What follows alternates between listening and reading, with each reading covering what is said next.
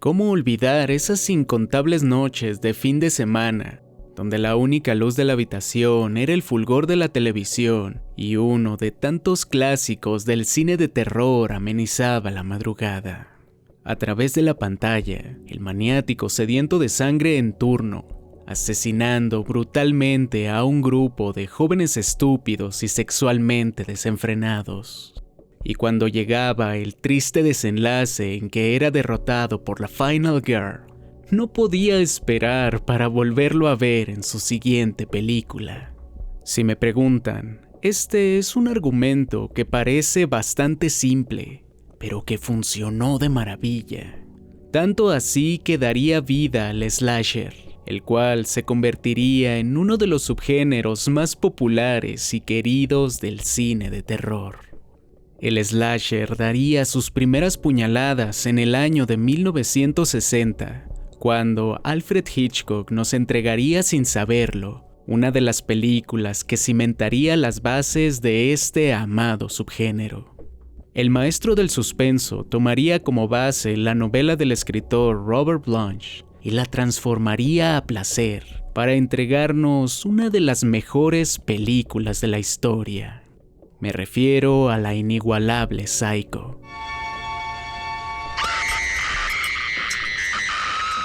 En esta joya del terror, Marion Crane es una secretaria en una oficina inmobiliaria, la cual, al intentar ayudar a su novio a liquidar sus deudas, robará $40,000 a uno de sus clientes.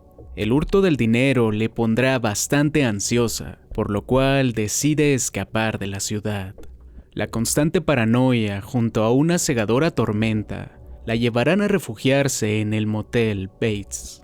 Aquí conocerá a su encargado Norman Bates, el cual tiene una difícil relación con su sobreprotectora y enfermiza madre. La opresiva situación de Norman ayudará a Marion a recapacitar sobre el robo del dinero, por lo cual decide regresarlo a la mañana siguiente. Antes de acostarse, se dispone a tomar una ducha, pero súbitamente, una misteriosa figura se escabulle hacia el baño y le apuñala repetidamente con un cuchillo de cocina, regalándonos una de las escenas más fantásticas y famosas de la historia del cine. La desaparición de su hermana Marion embarcará en una búsqueda sin descanso a Lila, quien, junto al novio de Marion, develarán un oscuro secreto que les acecha en el motel Bates. El maestro Alfred Hitchcock nos daría su magnus opus con esta película. A pesar de su bajo presupuesto, cada frame del film es una maravilla, sin demeritar esa legendaria banda sonora compuesta solo de cuerdas. Mientras tanto, en el viejo mundo, el género del giallo se apoderaba de los cines italianos. Estas películas combinaban el terror y el suspenso con elementos de ficción detectivesca, aderezadas con elegantes y sangrientas escenas de la mano de un misterioso asesino, el cual tenía una fuerte predilección por asesinar mujeres jóvenes y hermosas. Directores como Mario Bava con su grandiosa película Ecologia del Delito, o como nosotros la conocemos, Bahía de Sangre, y Dario Argento con L'Uccello dalle piume di cristallo, o El pájaro de las plumas de cristal, serían obras que dejarían una gran marca en los directores americanos, los cuales no dudaron en replicar a su manera esta increíble fórmula, misma que en el año de 1974 nos traería las dos películas que definirían y darían forma al subgénero del slasher. Por un lado, The Texas Chainsaw Massacre, y por el otro, la película que nos reúne hoy. Un jadeante asesino que acechará a un grupo de hermosas estudiantes universitarias, que no encontró mejor época que la navideña para perpetrar sus oscuros deseos. Así que pónganse cómodos y hablemos de Black Christmas. Comenzamos. La película da comienzo en medio de una fiesta navideña en una fraternidad femenina universitaria. Mientras las jóvenes y sus invitados se deleitaban, un misterioso hombre ronda los alrededores de la casa, acechándolas y espiándolas a través de la ventana. Finalmente, y tras custodiar en búsqueda de una posible entrada, logra escabullirse en una de las paredes hasta el ático de la casa. En medio de la celebración, Jess atiende una llamada, en la cual la única respuesta son unos fuertes jadeos del otro lado de la línea. Preocupada, llama a sus amigas, ya que al parecer esa situación era algo recurrente. Una vez reunidas, el jadeante acosador comienza a hablarles de manera obscena, mientras emite sonidos guturales y risas perturbadoras.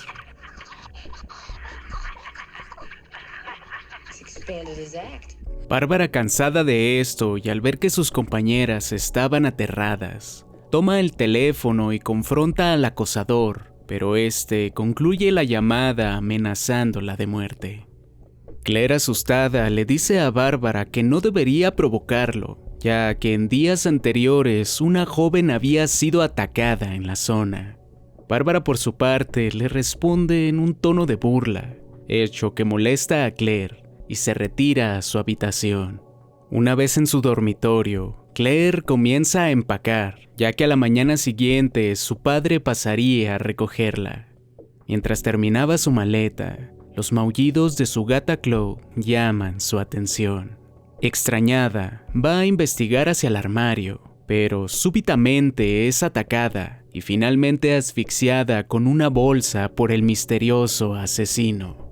Una vez perpetrado el cruel acto, toma el cadáver de la joven y lo lleva hasta su guarida en el ático de la casa. De una manera enfermiza, el asesino coloca el cuerpo de Claire en una mecedora y simula que ella le canta una canción de cuna.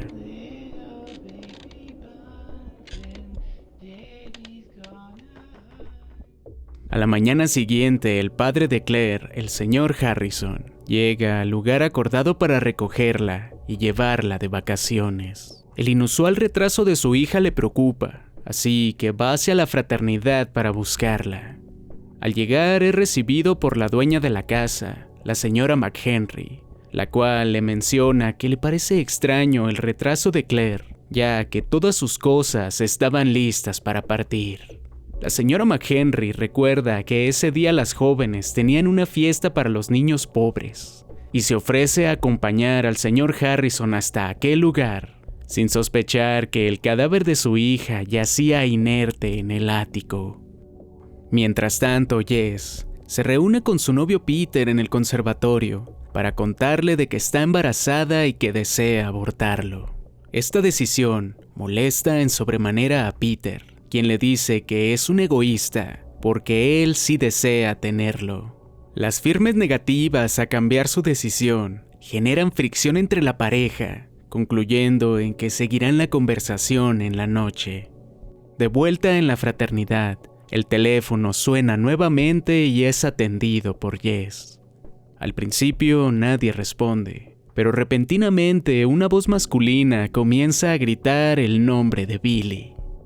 Billy, I'm sorry, you have the wrong number.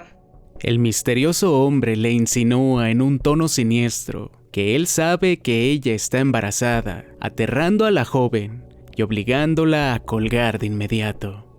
Mientras tanto, el señor Harrison, al no encontrar a su hija en la fiesta de beneficencia, decide ir a la estación de policía, pero esto no es de mucha ayuda, ya que el sargento Nash toma la desaparición de Claire con incredulidad.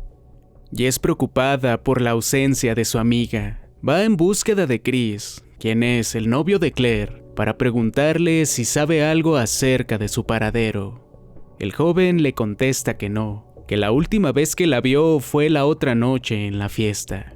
Chris, molesto por la nula respuesta de la policía, regresa a la estación junto a Jess para hablar con el teniente Kenneth, quien de inmediato pone todo de su parte para localizarla.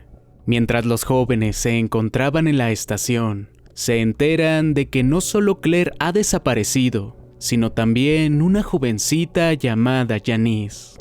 Jess y Chris vuelven a la fraternidad para comunicarle a los demás que la policía había organizado un grupo de búsqueda para localizar a las jóvenes perdidas.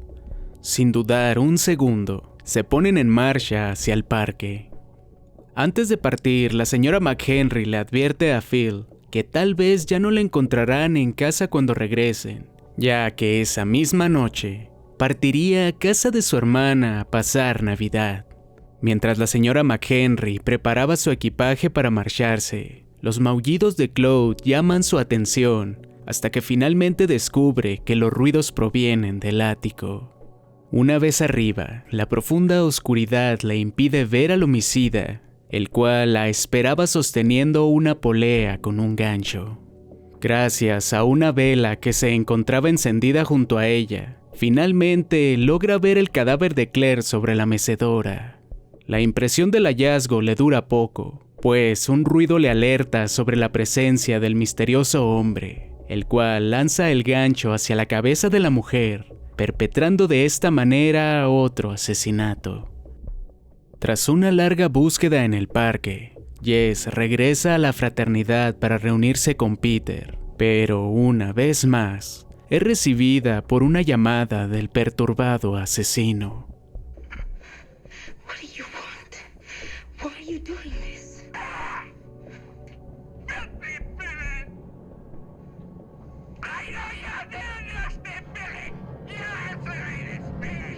Who are you? For God's La llamada hace que la joven entre en pánico, así que marca a la policía para reportar el constante acoso telefónico.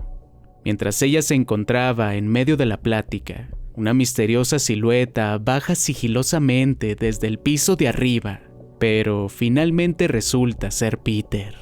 Jess, angustiada, le intenta contar sobre la desaparición de Claire a Peter, pero este le responde de una manera indiferente sobre el tema. Le cuenta que dejará el conservatorio y le propone matrimonio. Jess rechaza rotundamente la propuesta, argumentando que aún tiene metas que desea cumplir. Tras la negativa, Peter le pregunta sobre qué ha decidido hacer con el bebé, pero Jess le reitera que seguirá adelante con la idea del aborto. Esta respuesta le pone furioso y antes de marcharse, amenaza a la joven de que si se atreve a hacerlo, se arrepentirá por ello. El teniente Kenneth, después de enterarse del reporte de Jess sobre las constantes y enfermizas llamadas, intuye de que algo tiene que ver con la desaparición de Claire y decide ir hasta la fraternidad. Una vez ahí, comienza a investigar, colocando un dispositivo para rastrear las llamadas y deja a un oficial vigilando en la entrada. El técnico les comenta a las jóvenes que deberán mantener al psicópata lo más posible en la línea, para con ello dar por fin con su paradero. ¿Cuál será la identidad del inquietante asesino? ¿Y cuánto tardará en caer en la trampa del teniente Kenneth? Son preguntas que solo tendrán respuesta cuando vean esta joya, porque el final les dejará un trago demasiado amargo que no querrán perderse. Black Christmas sería un antes y un después en la historia del slasher. Dejaría sobre la mesa varios elementos que con el tiempo se convertirían en algo esencial dentro de este subgénero, como por ejemplo, un excelente movimiento de cámara que nos permitiría ver los acontecimientos a través de la perspectiva del asesino, técnica que veríamos recreada 4 años después por el maestro John Carpenter en su legendaria película Halloween. Otro elemento que causaría un gran impacto es el constante acoso que realizaba el asesino hacia sus víctimas a través de llamadas telefónicas.